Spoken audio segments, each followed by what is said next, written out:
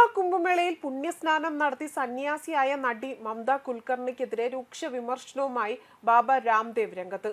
നടി മമത കുൽക്കർണി മഹാകുംഭമേളയിൽ സന്യാസം സ്വീകരിച്ചതിനെ അദ്ദേഹം ചോദ്യം ചെയ്തു.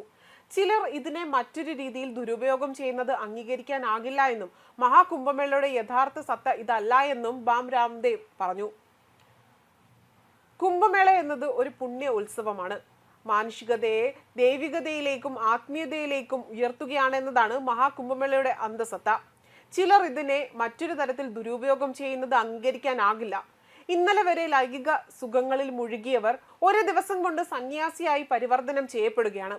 ഒറ്റ ദിവസം കൊണ്ട് അവർക്ക് മഹാമണ്ഡലേശ്വർ പദവി വരെ ലഭിക്കുന്നു എന്നാണ് അദ്ദേഹം പറയുന്നത്. കഴിഞ്ഞ ദിവസമാണ് കിന്നർ അഖാഡയുടെ ഭാഗമായി മമത കുൽക്കർണി സന്യാസ ജീവിതം സ്വീകരിക്കുന്നത്. മമത കുൽക്കർണി എന്ന പേരിനു പകരം ശ്രീ യമൈ മമത നന്ദഗിരി എന്ന പേര് സ്വീകരിക്കുകയും ചെയ്തു.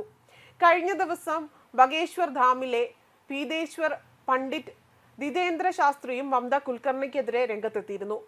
യഥാർത്ഥ സന്യാസി ചൈതന്യമുള്ളവർക്ക് മാത്രമേ മഹാമണ്ഡലേശ്വർ പദവി നൽകുകയുള്ളൂ എന്നായിരുന്നു അദ്ദേഹം വ്യക്തമാക്കിയതും. ബാഹ്യ സ്വാധീനത്തിൽ ഒരാളെ എങ്ങനെ സന്യാസിയോ മഹാമണ്ഡലേശ്വരോ ആകാൻ കഴിയും? തനിക്കിതുവരെ മഹാമണ്ഡലേശ്വരാകാൻ കഴിഞ്ഞിട്ടില്ല എന്നും ശാസ്ത്രി വ്യക്തമാക്കിയിരുന്നു. അതേസമയം 2 വർഷമായി അഖാഡയുടെ പ്രവർത്തനങ്ങളുമായി മമത കുൽക്കർണി സഹകരിക്കുന്നുണ്ടായിരുന്നു എന്നാണ് ലഭിക്കുന്ന വിവരങ്ങൾ. ഏറെക്കാലമായി സിനിമയിൽ നിന്ന് വിട്ടുനിൽക്കുന്ന മമത വിവാഹത്തിനു ശേഷം തന്നെ കെനിയയിലാണ് താമസിച്ചിരുന്നത്. 25 വർഷത്തിനു ശേഷം ഈ മാസം ആദ്യമാണ് മമത ഇന്ത്യയിലേക്ക് എത്തുന്നതും. 2016 താനെയിൽ നിന്നും 2000 കോടി രൂപയുടെ ലഹരി മരുന്ന് പിടികൂടിയ കേസിൽ മമതയ്ക്കും ഭർത്താവിനുമെതിരെ കേസ് ഉണ്ടായിരുന്നു. എന്നാൽ കഴിഞ്ഞ ഓഗസ്റ്റിൽ കേസ് ബോംബെ ഹൈക്കോടതി റദ്ദാക്കുകയും ചെയ്തു. അതേസമയം മമതയുടെ കരിയറിലെ തന്നെ എക്കാലത്തെ മികച്ച ഹിറ്റുകളിൽ ഒന്നായിരുന്നു സൽമാൻ ഖാൻ നായകനായ കരൺ അർജുൻ എന്ന സിനിമ. അതേപോലെ തന്നെ കുഞ്ചാക്കോ ബോബൻ നായകനായ ചന്ദമാമ സിനിമയിൽ ഗാനരംഗത്ത് പ്രത്യക്ഷപ്പെട്ട മലയാളത്തിലും അവർ സാന്നിധ്യം അറിയിച്ചിട്ടുണ്ട്. 90കളിൽ ബോളിവുഡിൽ നിറഞ്ഞു നിന്ന നടിയായിരുന്നു മമത കുൽക്കർണി. 2000ന്റെ തുടക്കം വരെ ബോളിവുഡിൽ സജീവമായിരുന്നു അവർ. 1991 തമിഴ് ചിത്രമായ നൻപർകൾ എന്ന ചിത്രത്തിലൂടെ അരങ്ങേറ്റം കുറിച്ചു. പിന്നീട് മേരെ ദിൽ തേരെ ലിയോ, തിരങ്ക എന്നീ ചിത്രങ്ങളിലൂടെ ഹിന്ദിയിൽ ചുവടുറപ്പിച്ചു. പിന്നീട് കെനിയയിലെ ചിത്രങ്ങളിലും അവർ അഭിനയിച്ചു.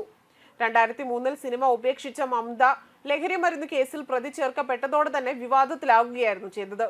സന്യാസം സ്വീകരിക്കാൻ ഒരുങ്ങുകയാണ് എന്ന് മമത ഇൻസ്റ്റഗ്രാമിലൂടെ നേരത്തെ തന്നെ ആരാധകരെ അറിയിച്ചിരുന്നു. 1996 താൻ ആത്മീയ പാതയിലേക്ക് അടുത്തതെന്നും ഗുരു ഗഗൻഗിരി മഹാരാജാണ് തന്നെ ആത്മീയ പാതയിലേക്ക് നയിച്ചതെന്നും അവർ മുൻപ് തന്നെ വെളിപ്പെടുത്തിയിരുന്നു. 1996 താൻ ആത്മീയ പാതയിലേക്ക് അടുത്തതെന്നും അവർ വ്യക്തമാക്കുന്നു. അവർ ഒരു സ്വകാര്യ ചാനലിൽ നൽകിയ അഭിമുഖത്തിലായിരുന്നു ഇക്കാര്യങ്ങളൊക്കെ വെളിപ്പെടുത്തിയതും. പേരും പദവിയും പ്രശസ്തിയും നൽകിയത് ബോളിവുഡ് ആണെന്നും എന്നാൽ ആത്മീയ വിളി എത്തിയതോടെ തന്നെ താൻ ബോളിവുഡ് ഉപേക്ഷിച്ചുവെന്നും അവർ വിശദീകരിച്ചിരുന്നു. 2000 മുതൽ 2012 വരെ താൻ കടുത്ത ആചാരനിഷ്ഠകളോടെയാണ് ജീവിച്ചതെന്നും അവർ വ്യക്തമാക്കുന്നു. ന്യൂസ് ഡെസ്ക് കർമ്മ ന്യൂസ്.